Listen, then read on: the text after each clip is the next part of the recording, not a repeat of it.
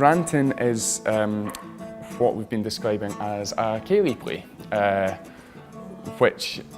by which we mean ceilidh in the traditional sense, a ceilidh being a gathering of people around stories, songs and people doing a turn. And so it's a play that really revolves around that kind of structure. In some ways it's a little bit like a cross between a play and like a gig or a live music session. We're all singing at various points and we're all speaking to the audience at various points as well, to try and make it that it's less of a divide between here's a theatre bit and here's a musical bit.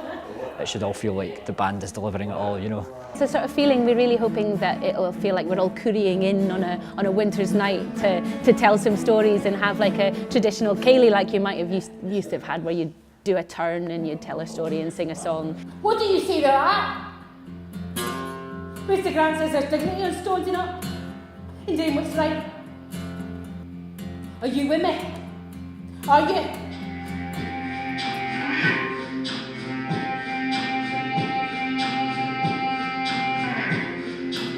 There's a really lovely conceit, for want of a better word, that this is all happening in the here and now, and the stories that they've heard or are hearing, the people in the room are just as much a part of that story or those stories. And so it's an attempt in some way to sort of build a fragmented portrait of a nation, which is of course impossible, but that's part of the joy of it. It's a love song or a love letter to Scotland, Scotland in all of its myriad of identities, and it's about a mongrel nation, which is great for me because I identify with that quite a lot.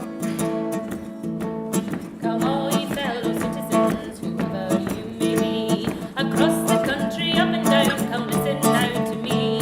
I'll tell to you of the tale of places I have been, from up to the snowy north and south to Gretna Green.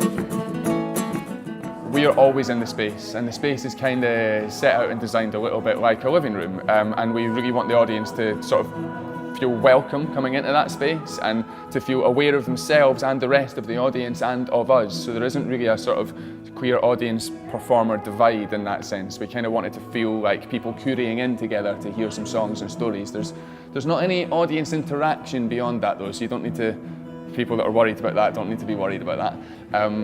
Although if you do, you know, like or know the songs, singing along is warmly encouraged.